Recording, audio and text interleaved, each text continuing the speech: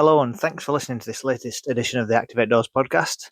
I'm John Davidson and I've been out on the bike with bikepacking guru Markus Stitz recently in the Cairngorms National Park. We went for a ride from Aviemore, looping round to Rivon Bothy and close to Nethy Bridge, and then back on the Speyside Way.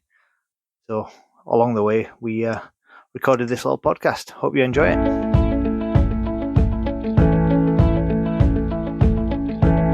I'm with Markus Stitz today, out on the trails above Rivon Bothy, heading into the Abernethy Reserve.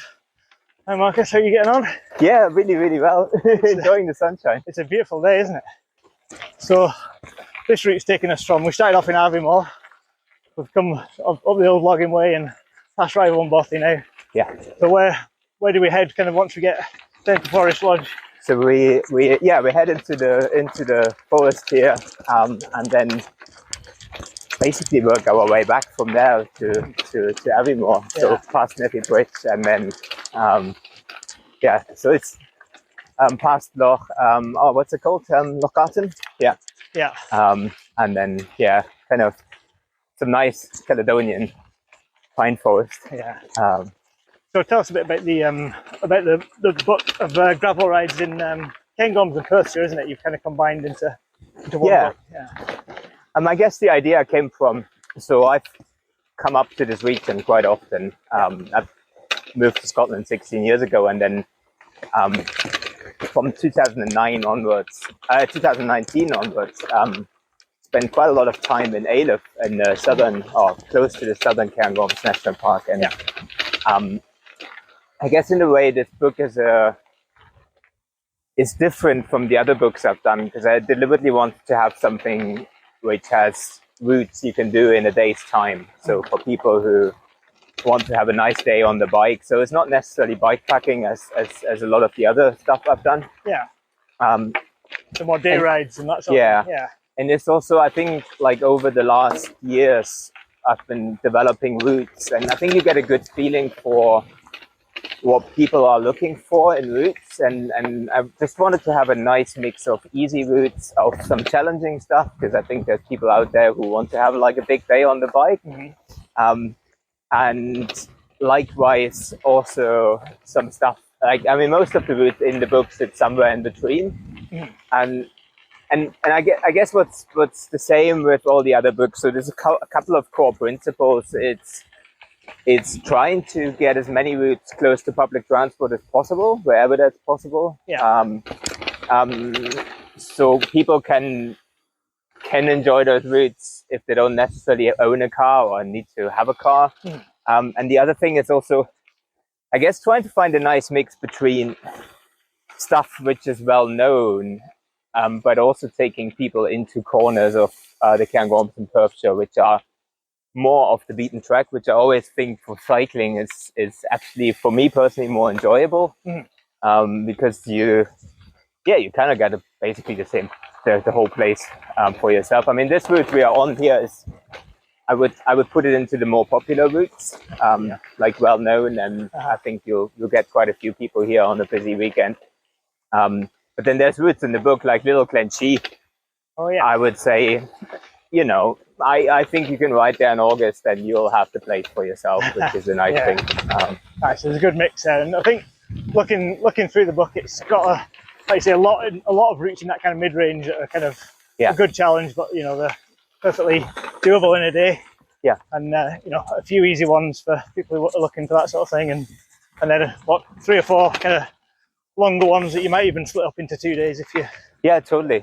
I mean, even this route, you could, you can easily do this as an overnighter. Yeah.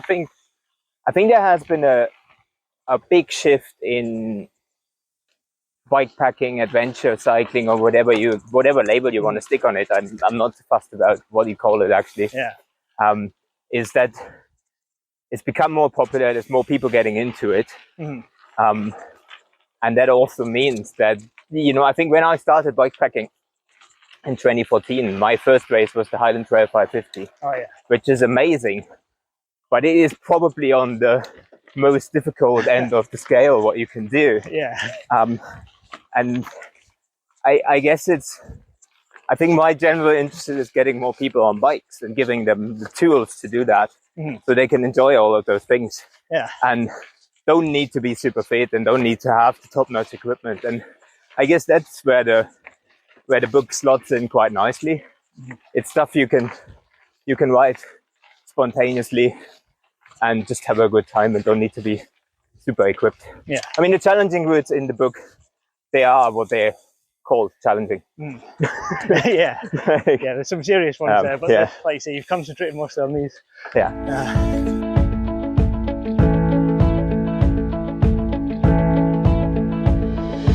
You've lived in Scotland quite a while, but you've cycled, well, obviously you've cycled around the world on the single speed. Yeah. And you've cycled in lots of other countries as well. How does Scotland compare to elsewhere in the world for cycling? I think if you sum it all, so I do think it is one of the best countries in the world to cycle.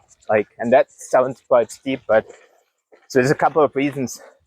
Climate is great. You can ride your bike in Scotland all year round. There's no extremes, and I think the one extreme I experienced quite a lot on the round the world trip was heat. Right. So, and this is where Scotland's great because temperatures are pretty moderate. Yeah. And yes, we get the odd cold day in winter, but also not that often. So then people are super friendly here. It's one of the reasons why I came to Scotland, because I really, really enjoyed the hospitality I had when I first did biking trips here, and just friendly people. You can come to a pub, you sit on the bar, and there will be someone walking up talking to you, and that's just a nice thing to have. So that was one of the reasons. And I think overall there's a really good infrastructure. So the access rights are another good reason. Yeah. It's pretty much like Scandinavian countries. So you can, as long as you do it responsible.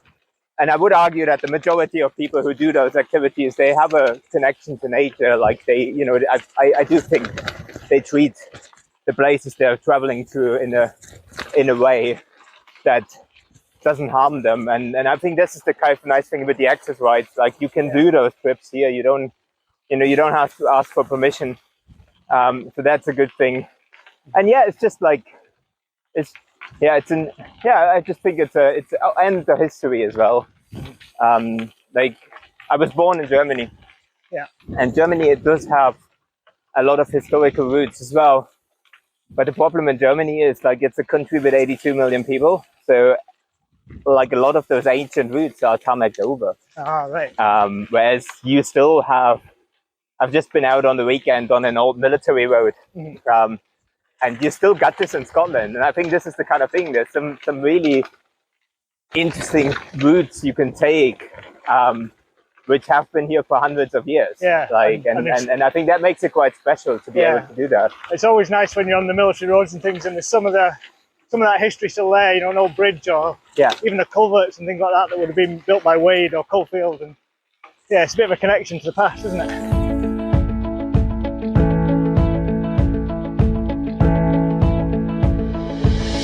Yeah.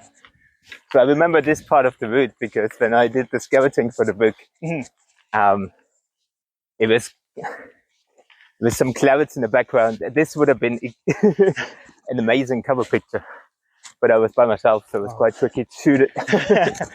Yeah, I mean, it's one of those days today, blue sky and a few fluffy clouds over the Cairngorms. It's stunning. And a nice dry track that might not always be dry by the looks of it. No, but even in November, it was reasonably okay to ride, actually. Yeah. You're working on another volume for elsewhere in the country at the minute. So and are you focusing, it's kind of Loch Lomond and the Trossachs, is it the kind of national park link there that's instigated that one? Yeah. So I guess the idea for this book and the next one to come is to use, I guess national parks have a natural attraction. The reason why they became a national park in the first instance. But then also tag in an area along, in this case it was Perthshire. In case of the other book, it's Argyll, which is probably not that well known for people to ride bikes. And yeah, combining the two, and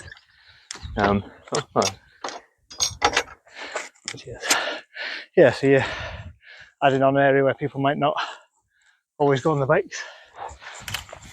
Yeah, so yeah, the idea is to use a national park, and I guess, I mean, for me, national parks are areas where people can experience nature in a kind of in a less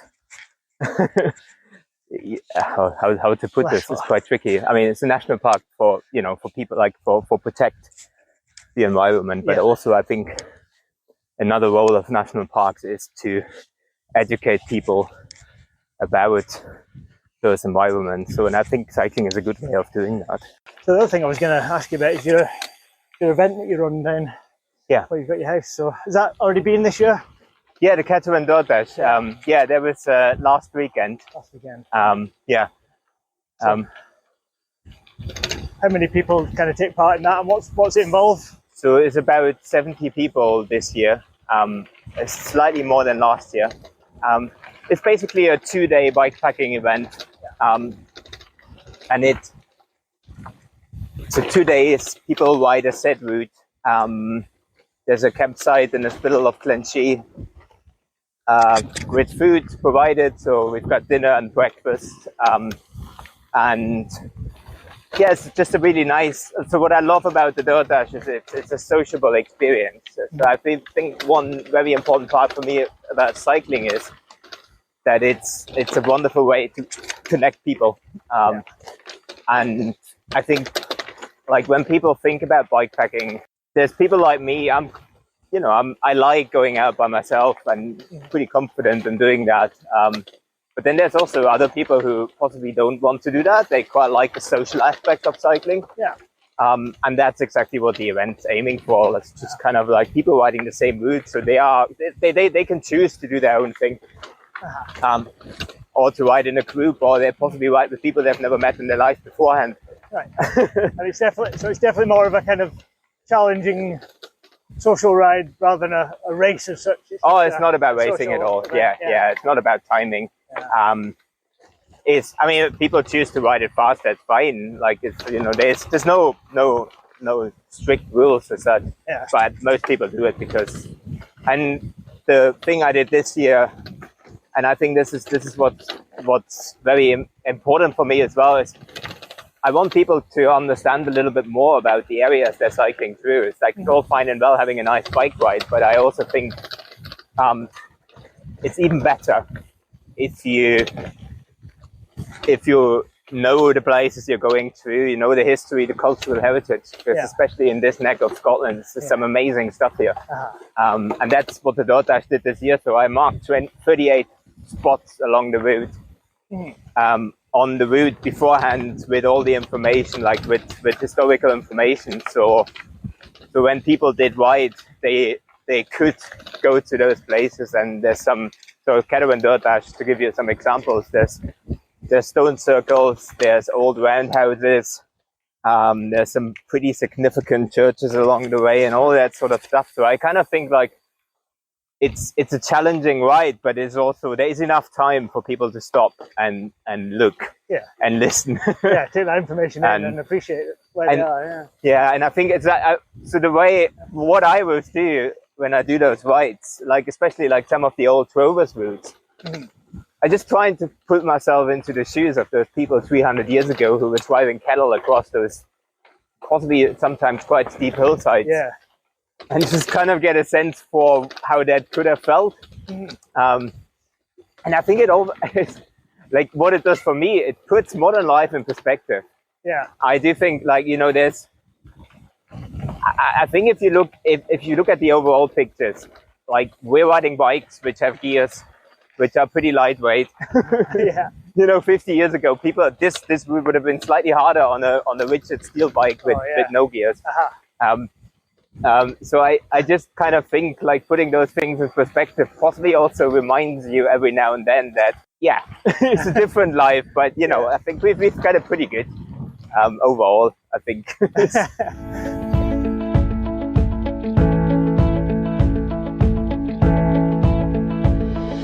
What do you think about? I mean, gravel riding's really kind of taken off as a term in recent years, hasn't it? It's similar to what we would have done in the past, maybe. But what do you think's made it kind of such a popular pastime now? Why is it kind of taken off like that? I think it's been around for a long, long time. So I do think, I guess if you look at, I think the term gravel riding as such is possibly coined around 2013, 2014. For me, it's what I love about it. It's such a universal form of cycling. So it's about the only cycling discipline as such you can enjoy riding from your front door. Because you can ride some technical off-road trails, and you can also enjoy roads. So and I think that's what it sets it apart a little bit from mountain biking. But then there's also the part of me that thinks it is nothing new. No one invented gravel cycling in 2013. I mean, it's just like, I think we've got more bikes now which are much more capable of doing that sort of riding. But I think a good example is the Rough Fellowship, or if you go back 100 years to the CTC journals. I mean, they were basically gravel riding.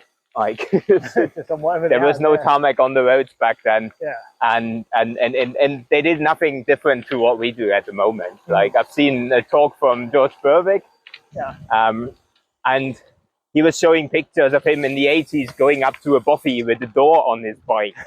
And like, you know, and he did it on a fixed gear. Like, it's kind of like, but I guess, so you could be cynical about it and say, look, it's just another marketing invention. But I don't think, I think it would also be unfair to say that, because it has created a whole new segment of bikes, which have become super popular in the last couple of years. And now somewhere, and the thing is, I am still a mountain biker at heart. But within that time, so I really cut my teeth into cycling in New Zealand, and most of the cycling I did in New Zealand was on the full-size bike with a backpack. And like proper off-country cycling. And then when I came to Scotland, initially I did loads and loads of long-distance rides on a road bike, because I was fascinated by it was pretty much out-axing most of the time. And then I switched back to mountain bikes, and then at some stage I discovered travel bikes, and it's just like it keeps coming and going. They're just universal and super flexible bikes, and that's just, I think this is that is why they're so popular. And now there's gravel racing. That's the kind of thing. I mean, what always happens with those kind of things is like, it's the same that happens with mountain biking. It starts off and then it diversifies into very, very different. I mean, there's gravel bikes now with suspension and wide tires, which are kind of very close to a mountain bike. Just with narrower tires almost. And then you could also argue that any road bike these days that comes with a pretty wide tire clearance, you could ride that off road. Like just stick some really, really knobbly tires on, and it's fine. Hi there. Nice. I guess one thing that does set it apart, and I think this is something I consider as a route planner, is the gearing. So again, it's a sliding scale. But then if you look, like, I guess your average gravel bike is not geared for going up 20% off road. So that's where the mountain bike kicks in. From a geometry point of view as well. So I think that's the kind of thing. So, and then there's also, I do think, so there's something to be said. So I think there's this old argument, like, I think naturally people will challenge bikes to ride in whatever conditions. But to be honest, there are some routes in Scotland which are so much more fun on a mountain bike. Like the first route I've designed for bikepacking in Scotland, the Capital Trail. You can totally ride that on a gravel bike if you want to. If you want to really, really enjoy it, ride a mountain bike. Because that's been designed. It's been designed for fat tires and designed like so. And but if you want to challenge your technical ability on the bike, it's nice to ride a difficult mountain bike trail. Like I say, I've always kind of used the mountain bike and done that kind of cross-country gravel stuff on this, but it just slows you down on the tarmac a little bit, doesn't it, compared to that? So, yeah. But I think in general, and it's interesting that the documentary I did about gravel cycling for the first book I did, Great British Gravel Rides. Like I really did not want to tell people what kind of bike they should take, because I do think it's like any bike can be a gravel bike. There were people on full-size mountain bikes. I rode a 1970s Phil Butler single speed, and that is all in one book. So it's just kind of like, let's not, I'm a big fan of making cycling more inclusive and not trying to put too many people in too many corners and niches.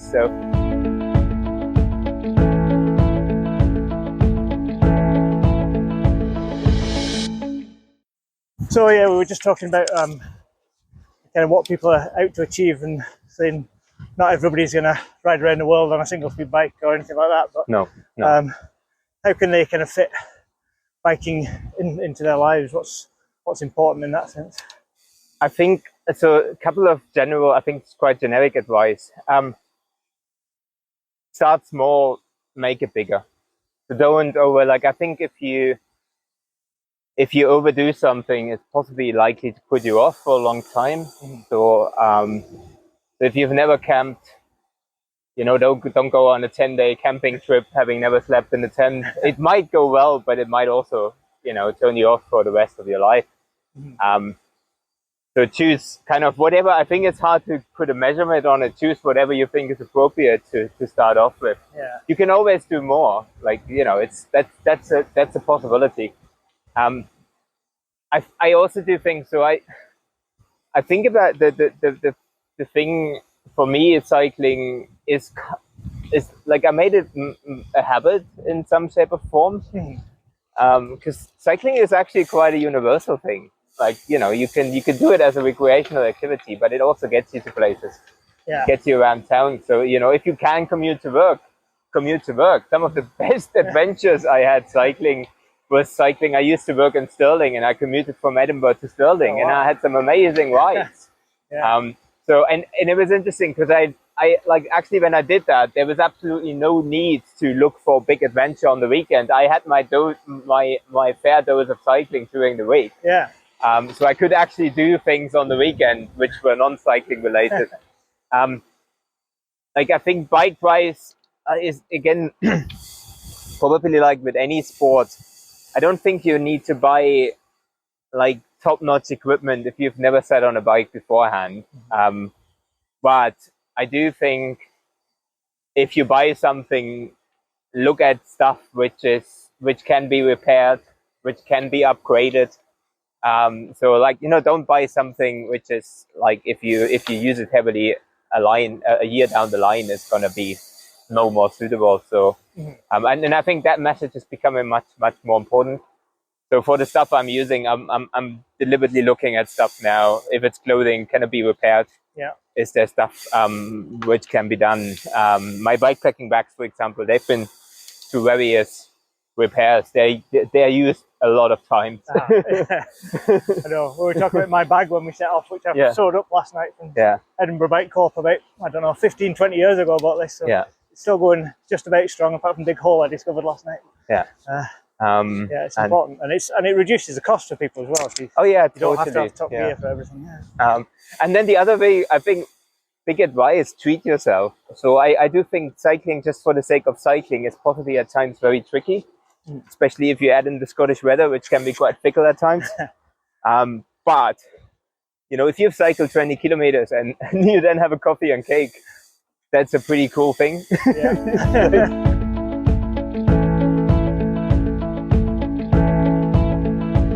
I do think, for someone like me, who's done a lot of cycling, who's got a certain public profile, like, we do have a responsibility to encourage more people to cycling. I think that's for me, that's a given. What angle do you come at that from? Is it an environmental approach or health approach? Why do you think it's so important? I think everything combined. Like, I think Environmental from an environmental angle is obviously a pretty sustainable activity. It's also, I think I mentioned that before, and it's like it's a good way of getting people a little bit closer to nature, because I think it's really hard to protect something which you don't have a personal relationship to. Socially, I think if you look at from a health perspective, it's probably even more important, and that's both from a physical and mental health perspective. One of, I think, the best activities to for people to switch off and have a break from whatever is happening in everyday life. And it is, I mean, you're moving your legs. Like, even if you try not to, you get fit pretty quickly. I mean, this is the kind of thing, there's still a lot of potential for people to cycle in Scotland. Like, we're not at the point where we've got too many people cycling. No. So whatever I can do to get more people out on bikes, I will. Yeah, I love this bit here, it's great. Fantastic. Thanks, Markus, for joining me on the ride. That was great fun. Markus's new book, Gravel Rides, Cairngorms and Perthshire, is published by Vertebrate Publishing and is available now, and is well worth a read. Get some great ideas for rides there. You can follow me online, johndavidsonoutdoors.com, and follow my Active Outdoors pieces in Highland News and Media titles every week.